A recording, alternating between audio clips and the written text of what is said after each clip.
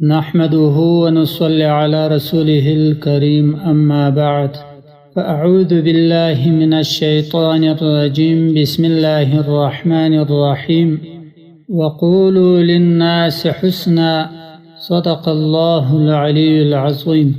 محترم مسلمانانو لری او نجدی مشرانو او کشرانو دا الله جل جلاله وعم نواله وعز برهانه د حکم موافق تقبکو چه څنګه الله جل جلاله وای لکه الله جل جلاله چه ویلی وی دارنګ بځو دغه سبکو.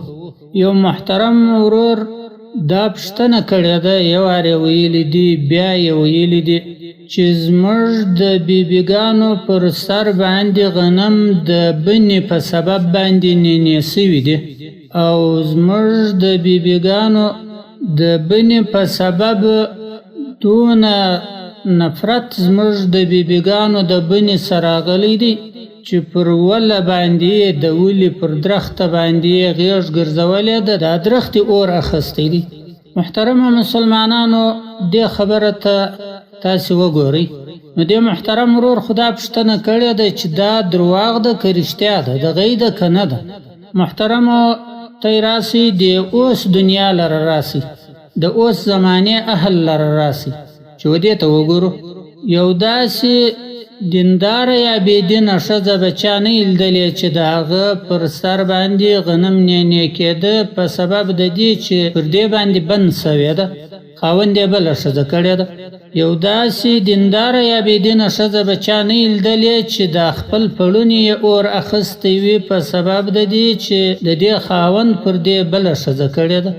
نو بیا د نبی علیه السلام بیبیګانې یا حضرت فاطمه رضی الله تعالی عنها یا بیبیګانې رضی الله تعالی عنهن د دیو سره بیا څنګه دا مناسب وي چې پر سر یې غنم نینې کېدل او یا دی پر درخت غیږ ګرځوله اور یې اخیستی درخت د دې بیبیګانو سره بیا دا خبره څنګه مناسب ده چې هغه امهات المؤمنین دي نو د دیو سره بیا څنګه دا مناسب ده چې دا خبره پسې وسي. په دې اوس زمانه کې په دې اوس پر فتن ماحول کې د خدای حکمونه خلق دونی پرکوي چې خپل ځان د الله جل جلاله د پاره قرباني کوي په خپل ځان پوری بم تړي اور پوری تړي پر کافرانو باندې پټاوي ځان دا د الله جل جلاله د پاره کوي. او الله جل جلاله چې په قرآن شریف کې وایي 2-3-4 ښځې وکړه فإن خفتم ألا تعدلوا فواحدة که ته نسې کولی په وس کې دې نه وي یا عدل انصاف نسې کولی نو بیا یوه ښځه وکړه. دا د قرآن حکم د الله جل جلاله حکم دی دا په قرآن کې آیات دی. نو د دې بیبیګانو مبارکانو سره دا مناسب دی چې د خدای د حکم سره او د دې آیات سره دونه نفرت وکړي چې پر سر یې اور بلیږي د بنې سره. خدای وایي 2-3-4 ښځې وکړه او د دې نو پر سر باندې اور بلیږي د دې پر سر باندې غنم نینې کېږي د دې د بدن سره درخت ویلیږي درخت اور اخلي.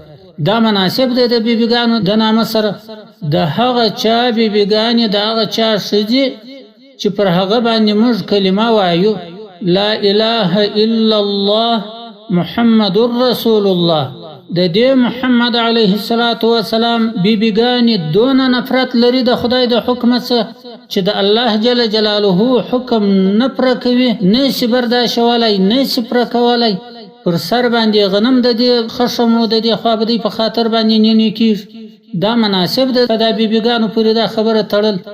د یو مؤمن مسلمان بې عزتي کول دا ته بولې که نه بولې چې د یو داسې مؤمن بې عزتي وکړي یو څوک لکه حضرت فاطمه رضی الله تعالی عنها او نورې بیبیګانې د نبی علیه السلام د دې بې عزتي دا نه بولې. یو سود کول 1 روپۍ د سود چې سود وکړي دونه ګناه لري چې د 18 واره زنا سره برابر. دا په تفسیر مظهری کې راغلی ده دا خبره دا په مشکات شریف کې راغلی دی دا حدیث دا خبره چې اوس مو اوس نو د دې سود دونه ګناه ده چې د سودخورو نسونه ګیډې به لکه کوټې په آخرت کې دونه وي، دا به د لړمانو د مارانو به دا ډکې وي. وګورئ په دې خبره باندې معرف القرآن وګورئ. په معرف القرآن کې څه لیکلي دي د سود په بحث، د ربا په بحث کې څه لیکلي دي؟ داسې لیکلي دي لکه زه چې درته وایم. ان اربا الربا، هغه ډیر سود چې دی، هغه غټ سود د سودو چې دی، هغه و یو مسلمان ته ضرر رسول دی، د یو مسلمان بی عزتی کول. دا په مشکات شریف کې راغلی دی، دا په معرف القرآن کې دغه حدیث راغلی دی.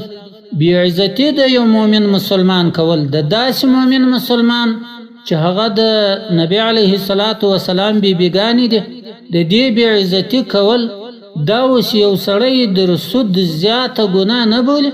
محترمو مسلمانانو، دا خبره چې دا د دین د ګمراهانو خبره ده.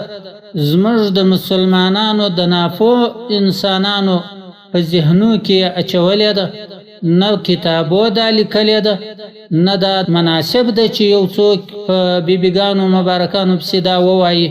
محترمو، احتیاط کوي، یو لوی ګناه ده دا خبره چې کوي. باید د ګناه څخه ځان وساتو. وما علينا إلا البلاغ المبين. صدق الله العلي العظيم وصدق رسوله النبي الكريم.